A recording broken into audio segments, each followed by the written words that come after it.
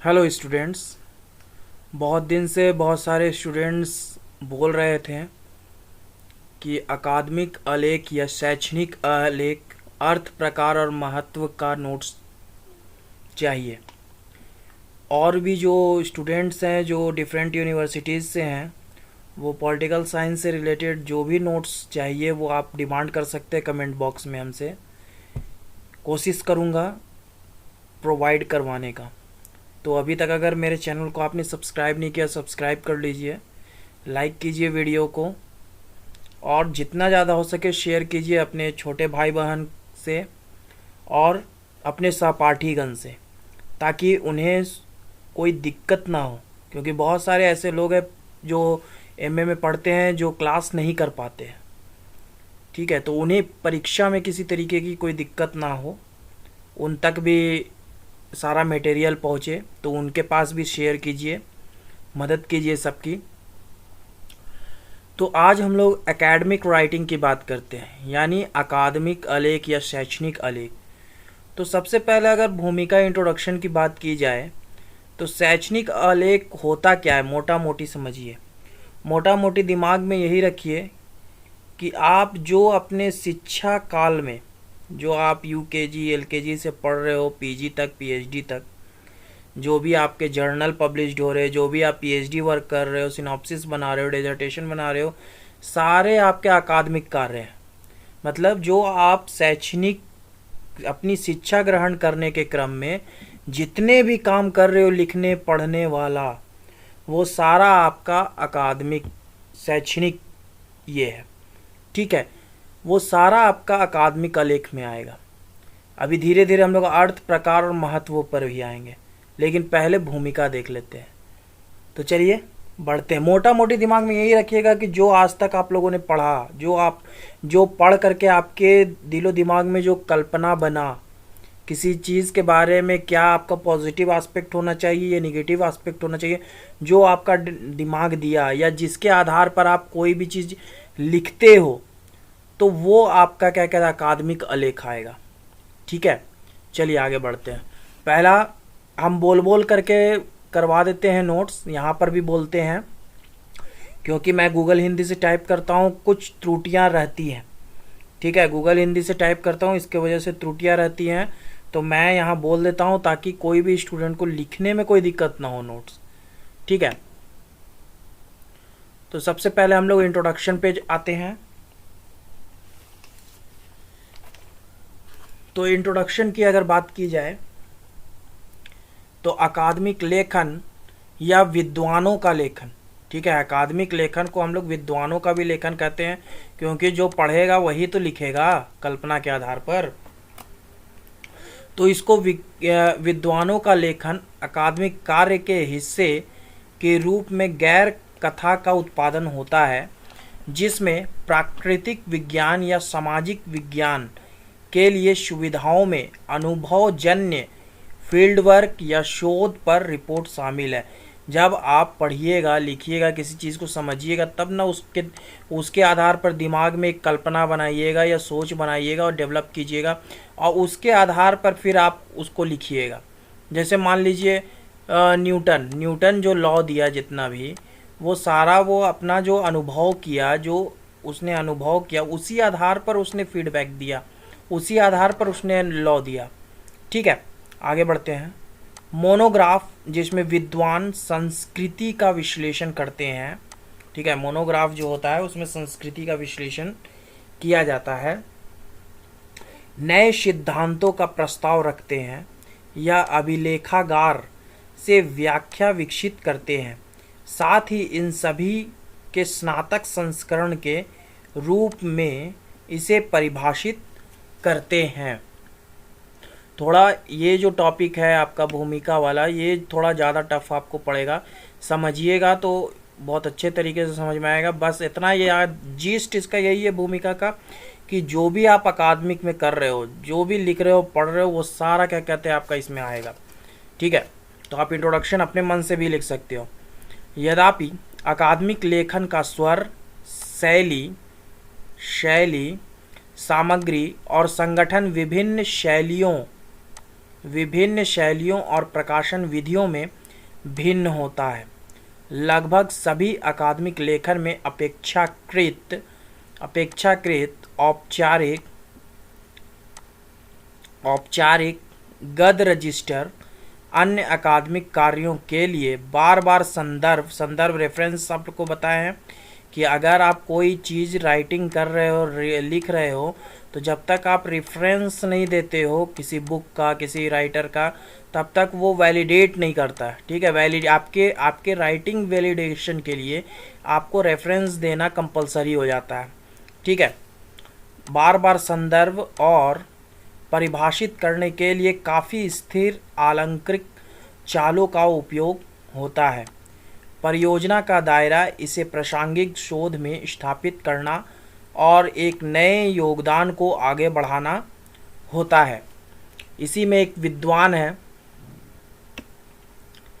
जिनका नाम है एलियट कोला। ये कोटेशन आप लोग लिख भी सकते हैं एग्जामिनेशंस में, नहीं भी लिख सकते हैं। ठीक है, कोई वो ज़रूरत नहीं है। ठीक है, एलियट कोला जो थे वो अपने शब्दों में कहते हैं कि आपको अपना अकादमिक लेखन जो है वो सही करना पड़ेगा। ठीक है, क्योंकि वही जो है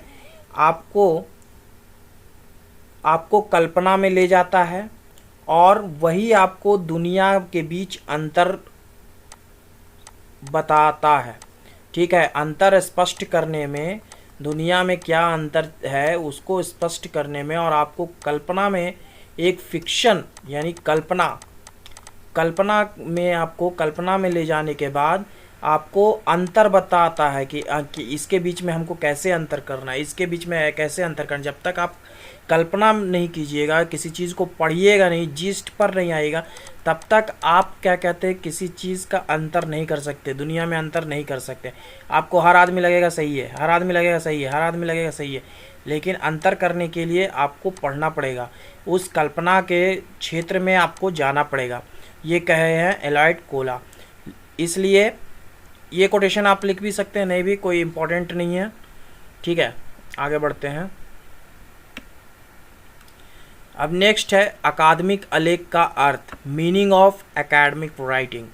एकेडमिक राइटिंग का क्या अर्थ है, चलिए। नोट्स मैं बहुत मेहनत से बनाता हूँ, शेयर कीजिए, मोटिवेट कीजिए। ठीक है, और भी जितने भी कॉलेजेस से हैं, जो लोग भी हैं, जहाँ से भी, जिस कॉलेजेस से देख रहे हो, जिस यूनिवर्सिटीज़ से देख रहे हो मेरे वीडियोस को, वो अपने कॉलेजेस का नाम ज़रूर मेरे कमेंट बॉक्स में लिखिएगा। अकादमिक लेखन अभिव्यक्ति की एक शैली को संदर्भित करता है जिसका उपयोग शोधकर्ता अपने विषयों की बौद्धिक सीमाओं और विशेषज्ञता के विशिष्ट क्षेत्रों को परिभाषित करने के लिए करते हैं। ठीक है, समझ में आया। अकादमिक लेखन अभिव्यक्ति की एक शैली को संदर्भित करता है। मतलब मान लीजिए एक व्यक्ति ले लीजिए, जैसे हम लोग इसमें हैं तो प्लेटो उठा लेते हैं। ठीक है, तो प्लेटो ने जो सिद्धांत दिया उसी आधार पर जो है वो आपका अरस्तु, ठीक है, अरस्तु जो है उसी आधार पर ये किया, क्योंकि प्लेटो अरस्तु का ये था, गुरु था।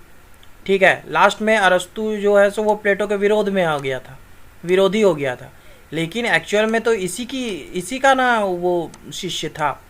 तो ये अभिव्यक्ति है, एक लेखन की अभिव्यक्ति है, और जिसका उपयोग जो है वो अरस्तु किया। इनकी सोच का, इनकी कल्पना का जो इनकी सोच और इनकी कल्पना का प्रयोग कौन किया? अरस्तु किया। और उसके बाद वो क्या कहते हैं, उस समय के हिसाब से उसने डिसाइड किया कि जो प्लेटो ने जो सिद्धांत दिया है या जो ये दिया है वो कहाँ तक सही है। जब तक ये शिष्य था या यंग एज में था, तब तक इसको प्लेटो की हर बातें सही लगती थी, अच्छी लगती थी। लेकिन जैसे जैसे ये इसकी सोच विकसित होते चली गई, अरस्तु की जैसे जैसे सोच विकसित होते चली गई, वैसे वैसे जिस तरीके से कल्पना करते चला गया, ये फिर प्लेटो के विपरीत चला गया। ठीक है, तो इस तरीके से जो भी क्या कहते, जो अभिव्यक्ति की एक शैली जो संदर्भित करता है, उसको फिर जो भी शोधकर्ता होते हैं या जो भी उस पर शोध करते हैं, वो अपना विशेषज्ञता के विशिष्ट क्षेत्रों को परिभाषित करने के लिए उसको प्रयोग करते हैं। जैसे हर बार जो है सो जो थ्योरी है वो बदलेगी नहीं, न्यूटन की जो थ्योरी है वो न्यूटन की रहेगी, तो वो न्यूटन बार बार उसको परिभाषित करेगा। जो भी रिसर्च करेगा वो क्या करेगा, न्यूटन की वो उस थ्योरी को देगा। जो भी रिसर्च करेगा वो प्लेटो की थ्योरी को ज़रूर लिखेगा। जो भी रिसर्च करेगा वो एरिस्टोटल की थ्योरी को ज़रूर लिखेगा। ठीक है, तो वो क्या कहते हैं, परिभाषित करने के काम आता है। अकादमिक लेखन का एक व्यापक अर्थ यह है कि किसी कॉलेज या विश्वविद्यालय की आवश्यकता को पूरा करने के लिए किया गया कोई भी लेखन है। ठीक है, जो मैंने शुरू में समझाया वही चीज़ है कि आप कॉलेज विश्वविद्यालय में जो भी काम कर रहे हो वो सारा आपका अकादमिक लेखन है। ठीक है, वो सारा, जैसे असाइनमेंट दे रहे हो, टर्म पेपर दे रहे हो, एग्जामिनेशंस दे रहे हो, सब आपका अकादमिक लेखन है। डिसर्टेशन बना रहे हो, सब। अकादमिक लेखन का उपयोग उन प्रकाशनों के लिए भी किया जाता है जिन्हें शिक्षक और शोधकर्ता द्वारा पढ़ा जाता है या सम्मेलनों में प्रस्तुत किया जाता है। ठीक है, बहुत सारे जगह में सेमिनार्स होते हैं, सेमिनार्स में पेपर्स जो आते हैं उनको फिर बाद में जाके पब्लिश किया जाता है। ठीक है, बाद में पब्लिश किया जाता है कि इस सेमिनार में ये पेपर आया है, इस टॉपिक पे बात हुई है। ठीक है, नेक्स्ट अकादमिक पैराग्राफ यहाँ से चेंज कर लीजिएगा।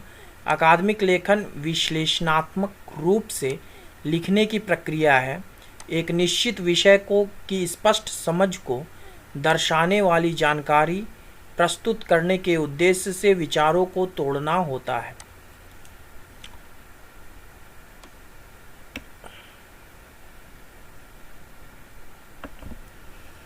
अकादमिक लेखन एक तर्कसंगत, संगठित, व्यवस्थित और तार्किक तरीके से विचारों को प्रस्तुत करने की प्रक्रिया है।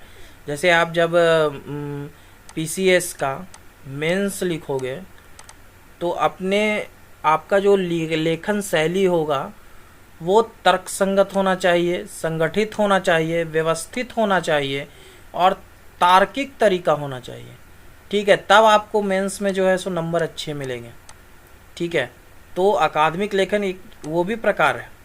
ठीक है, अकादमिक लेखन और कुछ नहीं बल्कि शिक्षा के क्षेत्र में नियोजित औपचारिक लेखन का एक रूप है, जिससे छात्र या विद्वान विभिन्न तरह के लेख लिखते हैं, जिसमें कक्षा असाइनमेंट, परियोजना report, project report, term paper, लघु शोध प्रबंध, अनुसंधान प्रस्ताव, अनुसंधान परियोजना रिपोर्ट, पत्रिका लेखन, आवेदन पत्र लेखन इत्यादि आते हैं।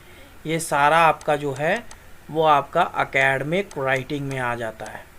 ठीक है, समझ में आया? मतलब जितना भी आपके सिलेबस में जो नीचे टॉपिक्स बनाया हुआ है वो सारा का सारा टॉपिक्स जो है वो पहला जो आपका टॉपिक है ये एकेडमिक राइटिंग वाला, इसके अंतर्गत आ गया। समझ में आई बात? नेक्स्ट अब देखते हैं टाइप्स ऑफ एकेडमिक राइटिंग। ठीक है, अकादमिक आलेख के प्रकार। अकादमिक जहाँ लिखा हुआ है वहाँ आप शैक्षणिक भी लिख सकते हैं, कोई दिक्कत नहीं है। ठीक है, वो गूगल हिंदी से हम टाइप करते हैं, इस वजह से थोड़ा हमको शैक्षणिक लिखने में दिक्कत होता है तो अकादमिक लिखते हैं। Types of academic writing. तो विद्वानों द्वारा अकादमिक आलेख के मुख्यतः 4 प्रकार होते हैं। ठीक है, मुख्यतः जो है वो आपके अकादमिक आलेख के जो हैं वो 4 प्रकार होते हैं। पहला आपका आता है विवरणात्मक लेखन, जिसको हम लोग इंग्लिश में डिस्क्रिप्टिव राइटिंग कहते हैं।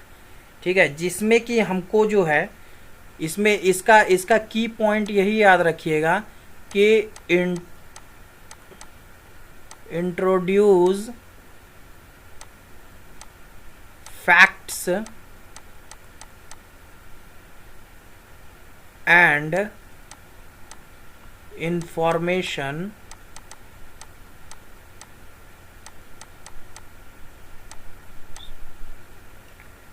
To the reader. Mainly descriptive में क्या है कि डिस्क्रिप्टिव में हम लोग जो है सो वो सिर्फ जो है सो फैक्ट्स और इन्फॉर्मेशन को जो है वो आपका लिखते हैं जो कि पढ़ने वाला को मिले। ठीक है, जो पढ़ने वाला, जो आपका जो डिस्क्रिप्टिव, ये जो विवरणात्मक लेखन डिस्क्रिप्टिव राइटिंग को पढ़ने वाला है, रीडर है, उसको उस विषय के बारे में फैक्ट्स और इन्फॉर्मेशन मिले, बेसिक इन्फॉर्मेशन मिले, ठीक है, बेसिक इन्फॉर्मेशन मिले और फैक्ट्स उसको मिल जाए आपके उस टॉपिक के बारे में, ठीक है। उसको हम लोग डिस्क्रिप्टिव राइटिंग बोलते हैं, कि पूरा डिस्क्राइब करके लिख रहे हैं कि क्या है क्या नहीं है, ऐसे है वैसे, उसके बारे में पूरा इन्फॉर्मेशन दे रहे हैं, फैक्ट्स बता दे रहे हैं, ऐसे ऐसे, ठीक है। तो इसको कहते हैं, पहला आपका आएगा डिस्क्रिप्टिव राइटिंग, विवरणात्मक लेखन। चलिए देखते हैं। अकादमिक लेखन का सबसे सरल प्रकार विवरणात्मक है। इसका उद्देश्य तथ्य या जानकारी प्रदान करना है। ये आपका कीवर्ड्स है, ये जो तथ्य से जानकारी प्रदान करना है, ये आपका कीवर्ड है। इतना खाली करके जाइएगा तो डिस्क्रिप्टिव राइटिंग लिख दीजिएगा, बाकी जो हम समझा रहे हैं वो समझ लीजिए। विशुद्ध रूप से विवरणात्मक असाइनमेंट के लिए निर्देशों के प्रकारों में शामिल है: पहचानें, रिपोर्ट करें, रिकॉर्ड करें, सारांशित करें और परिभाषित करें, ठीक है।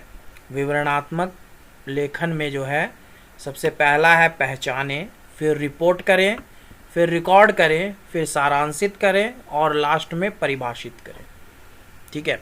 विवरणात्मक लेखन केवल सूचनाओं को सूचीबद्ध करता है। जो भी आपके पास इंफॉर्मेशन है, जो भी आपको फैक्ट्स हैं, वो आप एक सीक्वेंस में 1 2 3 या फिर सीक्वेंस में पैराग्राफ बना करके आप एक सूचीबद्ध करके आप लिख दिए, ठीक है। यह जानकारी के टुकड़ों के बीच संबंध स्थापित नहीं करता है और तर्क देने की स्थिति प्रस्तुत नहीं करता है, ठीक है। विवरणात्मक लेखन का प्राथमिक उद्देश्य किसी व्यक्ति, स्थान या वस्तु की इतनी दूर वर्णन करना है कि पाठकों के मन में एक चित्र बन जाए, ठीक है। हम लोग डिस्क्राइब इस तरीके से करेंगे कि एक कल्पना जो है वो पढ़ने वाले के दिमाग में आ जाए कि ये ऐसे है, ठीक है। विवरणात्मक लेखन 5 इंद्रियों को आकर्षित करके किसी विषय की एक मजबूत छवि बनाने के लिए विवरण का उपयोग करता है। विवरणात्मक लेखन अच्छे लेखन को और भी बेहतर बनाता है। एक विवरणात्मक पेपर वह है जो किसी अनुच्छेद निबंध में किसी विषय का विस्तार से वर्णन करता है, ठीक है, मतलब विस्तार से जो वर्णन हुआ, फैक्ट्स एंड इंफॉर्मेशन के साथ, ठीक है। नेक्स्ट आपका सेकंड है विश्लेषणात्मक लेखन, यानी एनालिटिकल राइटिंग। ये आपका एकेडमिक राइटिंग का सेकंड पॉइंट। एनालिटिकल राइटिंग जो है, इसको आप लोग इस तरीके से दिमाग में रख सकते हैं कि इसके द्वारा जो विश्लेषणात्मक लेखन है, इसके द्वारा जो है वो analyse the topic to understand it better from different perspective,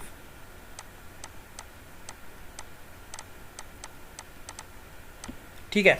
मतलब विश्लेषण करना, किसी चीज़ का विश्लेषण करना, मतलब किसी चीज़ को हम पढ़ लिए हैं, उसके बाद उसका हम पॉजिटिव नेगेटिव अपने दिमाग से बना करके और उसको एक डिफरेंट वे में अंडरस्टैंड करना, ठीक है। एनालाइज करके, अपने दिमाग के द्वारा एनालाइज करके उसको एक बेटर वे में, एक डिफरेंट फॉर्मेट में उसी चीज़ को समझना, उसी चीज़ को लिखना, उसको हम लोग कहते हैं विश्लेषणात्मक लेखन, एनालिटिकल लेखन, ठीक है।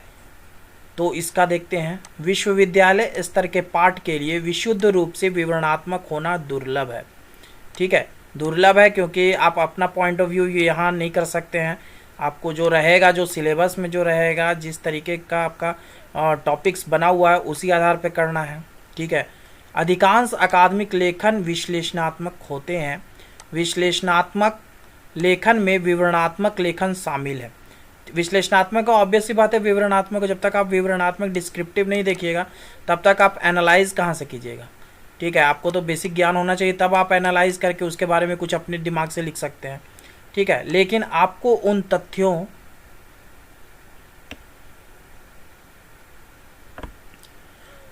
और सूचनाओं को फिर से व्यवस्थित करने की आवश्यकता है। ठीक है, बात वहीं आ गई कि पहले डिस्क्रिप्टिव हम लोग पढ़ लिए, उसके बाद हम लोग जो फैक्ट्स और इन्फॉर्मेशन मिला उसको हम लोग फिर से अपने दिमाग के हिसाब से व्यवस्थित करने की आवश्यकता है, जो श्रेणियों, समूहों, भागों, प्रकारों या संबंधों में वर्णित करते हैं।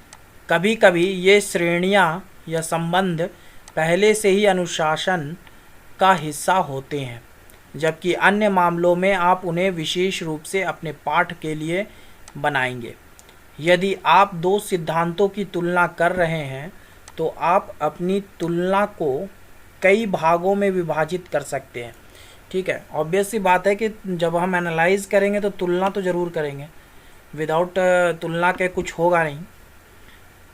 उदाहरण के लिए, प्रत्येक सिद्धांत सामाजिक संदर्भ में कैसे संबंधित है, प्रत्येक सिद्धांत भाषा लिखने से कैसे संबंधित है, और प्रत्येक सिद्धांत को व्यवहार में कैसे उपयोग किया जा सकता है। समझ में आ रही बात?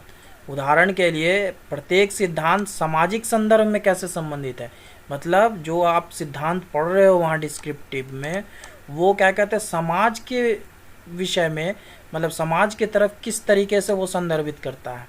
ठीक है, उसके बाद भाषा में कैसे संदर्भित करता है, उसके बाद व्यवहार में इसको हम कैसे उपयोग कर सकते हैं। तीनों एस्पेक्ट में देखना है। एक विश्लेषणात्मक कार्य के लिए निर्देशों के प्रकार में शामिल है विश्लेषण, तुलना, परीक्षा। ठीक है, ये आपका की पॉइंट है, ये आपका की पॉइंट है, विश्लेषण, तुलना और परीक्षा। इसको दिमाग में रखिएगा। पहले विश्लेषण करना है, एनालाइज करना है, फिर तुलना करना है, और फिर परीक्षा करके उसको क्या कहते हैं अपने शब्दों में राइट डाउन करना है।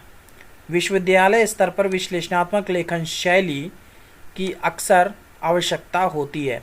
इसमें अन्य सबूतों के आलोक में आपने जो पढ़ा है उसकी समीक्षा करना शामिल है।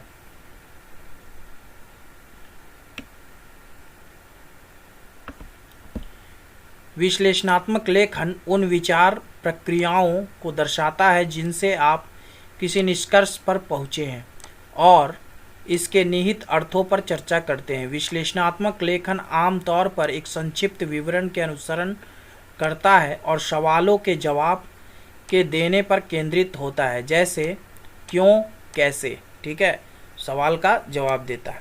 नेक्स्ट आपका आता है थर्ड, जो किया है आपका प्रेरक लेखन, परसुएसिव राइटिंग। प्रेरक लेखन का उद्देश्य पाठकों को किसी विचार या राय पर विश्वास करने और कार्रवाई करने के लिए राजी करना है। मतलब आप अपने लेख से किसी को भी विश्वास दिला रहे हो कि आप क्या कहते हैं सही है, आप सही हो, उसको कार्रवाई करने के लिए राजी करवाते हो कि हाँ ये बंदा सही बोल रहा है। ठीक है, प्रेरक, इसी से समझो प्रेरक। जैसे आप मोटिवेशनल वीडियोस बहुत सारे देखते हो, प्रेरक वो आपको प्रेरणा देता है, ठीक है, कि कैसे आगे बढ़ना है। नेक्स्ट, आलोचना, समीक्षा, प्रतिक्रिया पत्र,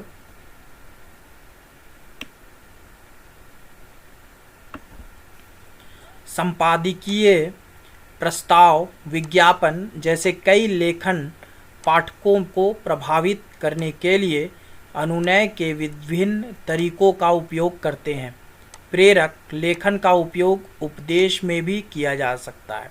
बहुत लोग उपदेश देते हैं, ठीक है, पता ही है।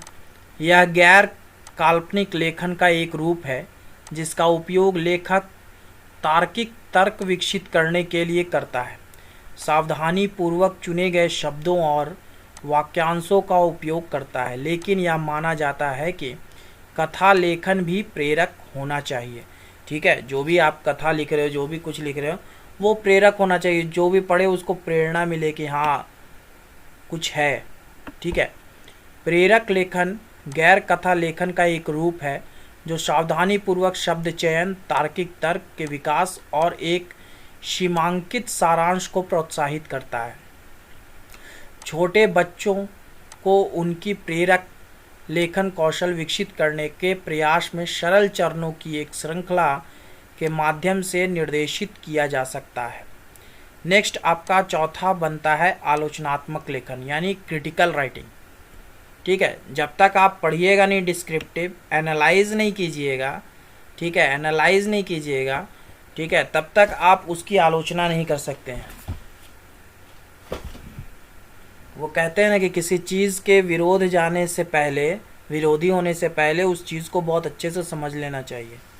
ठीक है, किसी क्षेत्र के विरोध में जाने से पहले उस क्षेत्र को देख लीजिए कि कैसा है, उसके बाद उसके विरोध में जाइए। ठीक है, नेक्स्ट है आपका आलोचनात्मक लेखन, क्रिटिकल राइटिंग। तो आलोचनात्मक लेखन वह लेखन है जो तर्क विकसित करने के लिए आमतौर पर कई स्रोतों से जानकारी का विश्लेषण और मूल्यांकन करता है। कई स्रोतों से, ठीक है, बहुत सारे बुक्स से हम उठा रहे हैं, ठीक है, बहुत सारे बुक से उठा रहे हैं, उसके बाद एक नया नतीजा एनालाइज करेंगे अपने दिमाग से, और उसके बाद उसका पॉजिटिव एस्पेक्ट निकलता है या निगेटिव एस्पेक्ट निकल रहा है, उसके बाद उसको ये करके हम क्या कहते हैं, क्रिटिकल राइटिंग करेंगे या उसकी आलोचना करेंगे। जैसे हम लोग आंसर राइटिंग करते हैं तो हर टॉपिक में कुछ ना कुछ आलोचना जरूर करते हैं। ठीक है, क्योंकि कुछ पॉजिटिव एस्पेक्ट किसी के होते हैं तो निगेटिव एस्पेक्ट्स भी होते हैं, आलोचना भी होगा। ठीक है, अगर मेरिट्स है तो डिमेरिट्स भी होगा, कोई परफेक्ट नहीं है।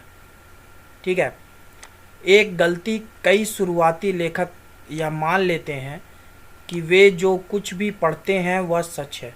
ठीक है, जो शुरुआती लेखक होते हैं वो शुरू में मान लेते हैं कि वो जो कुछ भी पढ़ रहे हैं सब सही है, और उन्हें इससे सहमत होना चाहिए क्योंकि यह एक अकादमिक पाठ या पत्रिका में प्रकाशित हुआ है। ठीक है, मतलब एक बुक में हो गया या एक पत्रिका में प्रकाशित हो गया तो वो सही मान लेते। लेकिन हम लोगों को एक टॉपिक पर बहुत तरह से रिसर्च करना चाहिए। हालांकि अकादमिक समुदाय का हिस्सा होने का मतलब है कि आप जो पढ़ते हैं उसके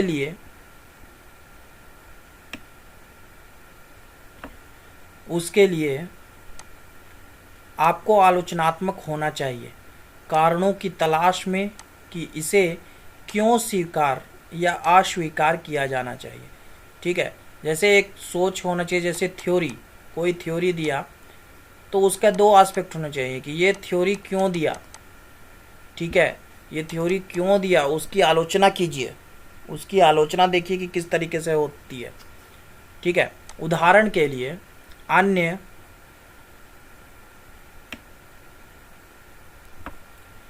अन्य लेखकों के विषय के बारे में क्या कहते हैं इसकी तुलना करके, या यह देखने के लिए कि क्या वे पर्याप्त हैं या उनमें सुधार किया जा सकता है। ठीक है, जैसे एक लेखक, मान लीजिए एक राइटर कोई चीज़ लिखा, उसके बाद आप सेकंड राइटर का कोई चीज़ पढ़ें, थर्ड राइटर का कुछ चीज़ पढ़ें, उसके बाद आपने देखा कि उसके बाद आपने एनालाइज किया कि तीनों में क्या डिफरेंस था।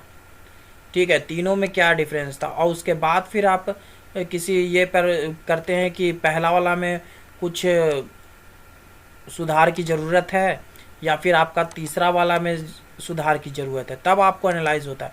जब तक एक टॉपिक के विषय में आप 4 बुक से नहीं पढ़िएगा तब तक क्या कहते हैं, आप एनालाइज नहीं कर सकते। ठीक है, तो ये है, अनुसंधान विधियों का मूल्यांकन करना। आलोचनात्मक लेखन के लिए आलोचनात्मक सोच की आवश्यकता होती है। एक आपको आलोचनात्मक सोच डेवलप करने की ज़रूरत है हर चीज़ के बारे में। ठीक है, जब तक आलोचनात्मक सोच नहीं डेवलप होगी तब तक नहीं होगा। जबकि इस गाइड का अधिकांश हिस्सा आलोचनात्मक लेखन पर केंद्रित है। सबसे पहले यह विचार करना महत्वपूर्ण है कि विश्वविद्यालय में आलोचना से हमारा क्या मतलब है। ऐसा इसलिए है क्योंकि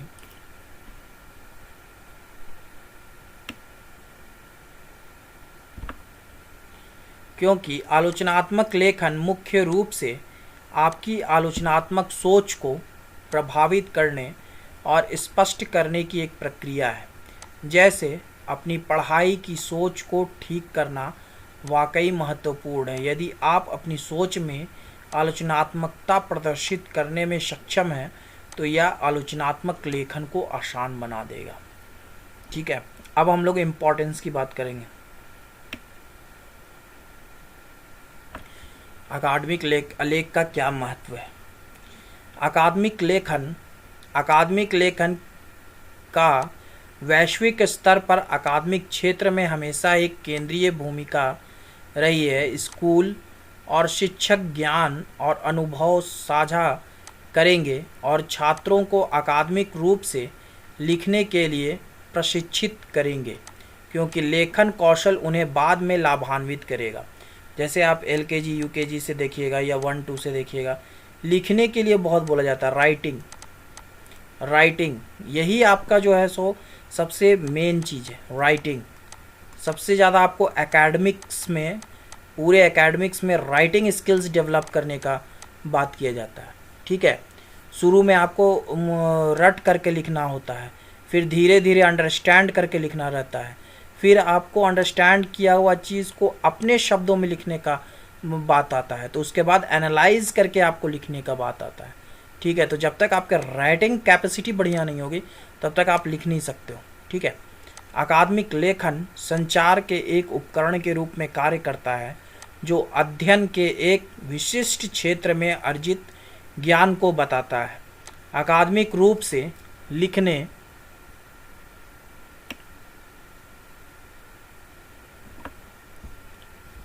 से छात्रों को विश्लेषण करने, समझ व्यक्त करने, गंभीर रूप से सोचने और तकनीक और शैली पर ध्यान केंद्रित करने में मदद मिलती है। ये सब आपका की पॉइंट्स हैं। जब हम लिखते हैं, हम निश्चित रूप में पिछले लेखकों के विचारों या कार्यों को देखेंगे और अपनी समझ बनाएंगे। ठीक है, आपको पहले ही बोले कि बुक 3-4 गो का पढ़ेंगे, उसके बाद अपनी समझ बना के उसके बाद कुछ अलग लिखेंगे। हम उनके द्वारा किए गए कार्यों को संक्षेप में नहीं बता सकते हैं, लेकिन हमें यह सोचने की ज़रूरत है कि ऐसा क्यों किया गया और भविष्य में इसका उपयोग कैसे किया जाए। इसके तरीकों की तलाश करना। हम अपने पढ़ने से विश्लेषण करना सीखते हैं और जो महत्वपूर्ण है उसे सामने लाते हैं।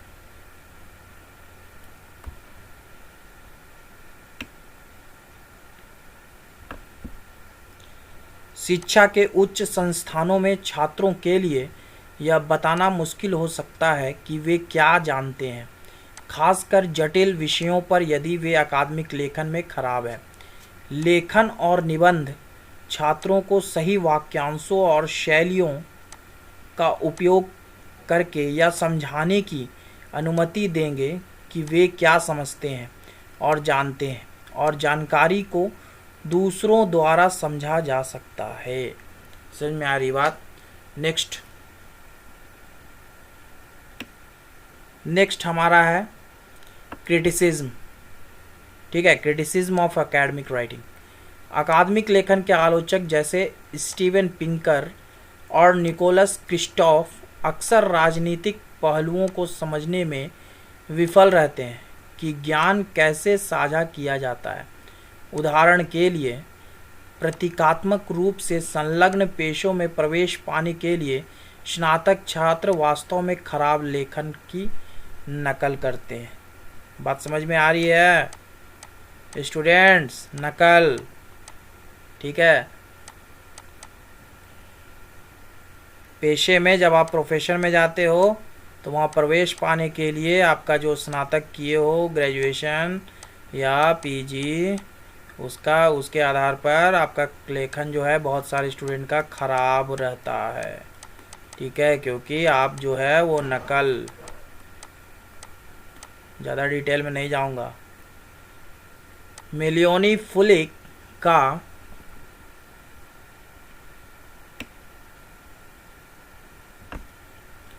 तर्क है कि वास्तव में जिस चीज़ पर चर्चा की जा रही है वह अकादमिक पेशे की प्रकृति, बुद्धिजीवियों और विद्वानों की भूमिका और उस भूमिका को निभाने के तरीके हैं।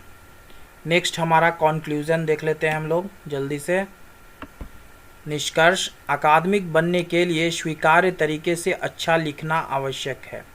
ठीक है, अकादमिक राइटिंग मतलब लिखना आपका बहुत अच्छा होना चाहिए। हर चीज़, आप एप्लीकेशन लिखो, आप लेटर लिखो, आप डिसर्टेशन लिखो, आप सिनॉप्सिस लिखो, ठीक है, जितना थीसिस लिखो, ठीक है, सब आपका लिखना जो है सो बढ़िया। आंसर राइटिंग लिखो, 1 नंबर। और लिखित संचार हर स्तर पर छात्रों की सफलता के लिए प्रासंगिक है। उनकी व्यक्तिगत अभिव्यक्ति को मौजूदा मानदंडों के साथ काम करने की ज़रूरत है ताकि लेखन को अकादमिक रूप में पहचाना जा सके, जबकि किसी प्रकार की विशिष्ट आवाज़ को बरकरार रखना मुश्किल है। इस कार्य में समर्थन की कमी का मतलब यह नहीं है कि छात्र बिना मदद के यह सब सीख ले। इसका मतलब यह हो सकता है कि